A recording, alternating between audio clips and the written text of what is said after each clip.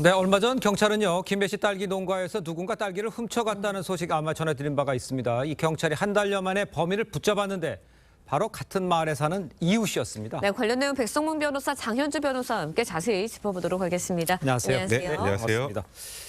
자, 앞서 이제 김해 딸 도난 사건 전해드렸습니다. 딸기 농가를 잘 아는 네. 사람이 범행을 저지른 건 아니냐 이렇게 추측 나왔는데 한 이웃이었어요. 네.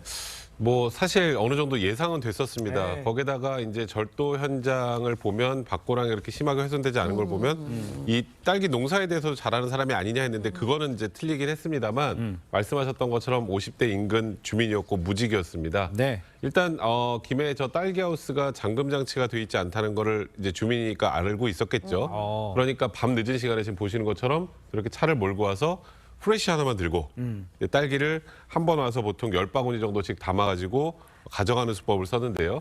그걸 가지고 가서 이제 김해시 인근에 있는 주점 같은데 예. 뭐 한 바구니당 한 5만 원 정도에 팔아넘겼다고 하는데 그러니까 대략 한 절반 가격입니다. 그렇게 꽤 많은 양을 한 390kg 정도를 절도를 했고요. 총 11차례 정도였는데 일단은 말씀드렸던 것처럼 한 번이 아니고 한 11차례, 그러니까 저 딸기 하우스 관련해서 굉장히 잘 아는 사람의 범행이라는 게 확인이 됐고 결국 검거가 됐습니다. 네. 피해 딸기 하우스 잠금 장치도 없다고 말씀하셨고요. 또 CCTV도 없었습니다. 그런데 경찰이 어떻게 범인을 붙잡게 된 건가요? 바로 자동차 전조등 불빛을 추적을 했습니다.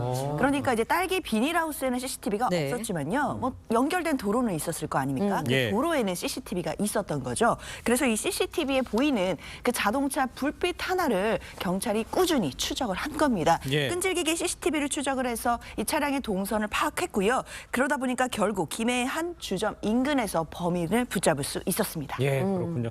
근데 요즘 딸기 비싸잖아요. 이 그러니까요. 피해 농민 이거 보상은 어떻게 받게 될 수 있습니까? 현실적으로 쉽진 않습니다. 그렇습니까? 왜냐하면 이 50대 남성이 딸기를 훔쳐서 아까 주점에 팔았다 그랬죠. 바구니당 5만 원씩. 예. 그렇게 판돈을 전부 유흥비로 탕진했다고 하는데 일단 전 개인적으로 배상의 가능성을 한번 생각을 해본다면 예. 그 주점들 특정하는 것도 좀 중요할 것 같아요. 왜냐하면 이게 원래 가격의 절반 정도의 가격, 절반 이하의 가격이라면 네. 네. 이제 이게 훔친 물건일 가능성도 충분히 생각해 볼 수는 있는 거거든요. 그렇다면 이게 작물 취득이 될 수도 있습니다. 그렇기 때문에 지금 일단은 경찰에서는 이 주점 전체 특정하는 것도 쉽지 않다고 해요. 한 군데만 가서 판 게 아니어가지고. 그렇습니다. 근데 그런 이제 주점들도 좀 특정을 해서 예. 피해 배상이 이루어질 수 있는 방안을 좀 찾아볼 필요 있을 것 같습니다. 네. 알겠습니다.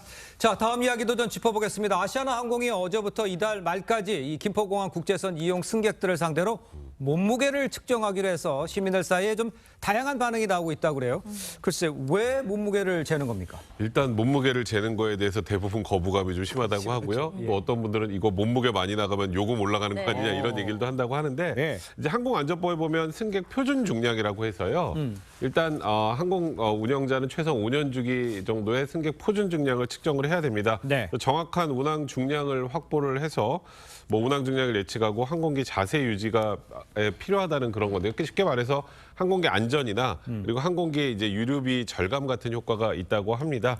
그러니까 일단은 모든 사람을 하는 건 아니고요. 네네. 동의한 분만 합니다. 그러니까 쉽게 말해서 하는데 거부하면 안 하는 거예요. 그리고 저게 이제 사람 몸무게만 확 재는 게 아니라 수화물하고 같이 재니까 완벽하게 몸무게만 파악한다고 보기도 좀 어렵고 네네. 저희 순간적으로 한 2초 정도에 되는데 가명의 성별만 표시하니까 저 현장에 있는 직원이 백성문이 몸무게가 몇 킬로구나 이렇게 알기는 현실적으로 불가능한 상황이다. 예. 그러니까 이거는 뭐 본인 몸무게를 알려고 하는 것보다 항공기 안전이나 여러 가지를 고려해서 재는 거라고 알아두시면 될 것 같습니다. 그렇군요. 네, 변호사님 말씀 들으니까 참 다행이다라는 생각이 드는데 승객들의 몸무게를 재는 게 항공기 운항에 실제적으로 도움이 되나요? 그렇습니다. 그렇기 때문에 항공사에서 승객들의 몸무게를 재는 건데요. 예. 결국 안전 운항과 연료 비용 절감을 위해서입니다. 왜냐하면 항공기에는 실제 필요한 연료보다 1%더 많은 연료를 채우고 다닌다라고 합니다. 예. 그렇기 때문에 승객 무게를 보다 정확하게 예측할 수 있다면 추가로 소모되는 연료량을 줄일 수 있기 때문입니다. 네네. 그렇기 때문에 국토부 관계자도요.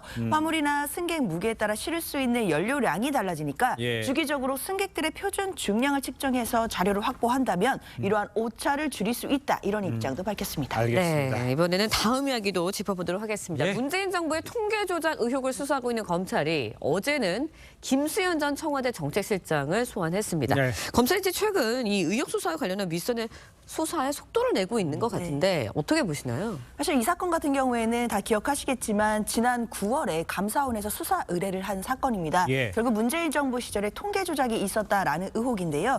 지금 김수현 전 실장에 대해서도 소환 조사가 있었고 네. 또 앞서서는 김현미 전 국토부 장관 그리고 장하성 김상조 전 정책실장도 소환을 해서 조사를 마쳤습니다. 예. 사실상 문재인 정부에서의 고위급 인사들에 대해서 지금 소환 조사를 하고 있는 것이기 때문에 예. 수사가 어느 정도 막바지를 향해 가고 있다라고 볼 수 있겠습니다. 네. 일단 그 김수현 전 실장을 포함해서 통계 조작 의혹 주요 피의자들에 대한 영장 청구 가능성 이거는 있습니까?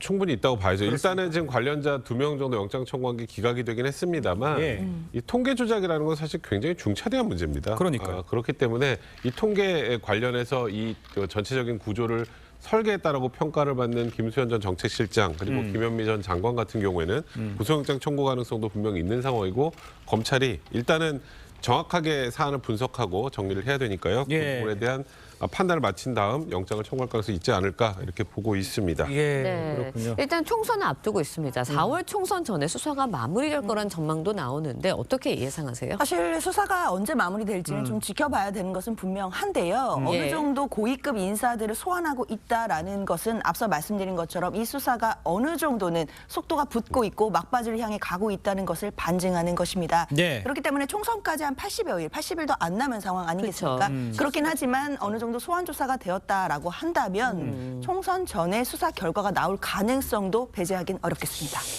총선 전에 수사 결과 나올 수 있는 가능성도 나올 있다는 가능성이 얘기죠. 있습니다. 예, 어떻게 보세요? 그 가능성. 저도 개인적으로 검찰에서 되도록이면 총선 전에 결과를 내려고 하지 않을까. 이게 수사가 길어지게 되면 예. 또 여러 가지 말이 나올 수 있거든요. 네네. 그러니까 이제 정확한 수사를 통해서 최대한 빨리 결론을 낸다는 것이 이제 검찰 입장으로 보입니다. 알겠습니다. 자, 두 분 말씀 여기까지 듣겠습니다. 고맙습니다. 고맙습니다. 감사합니다.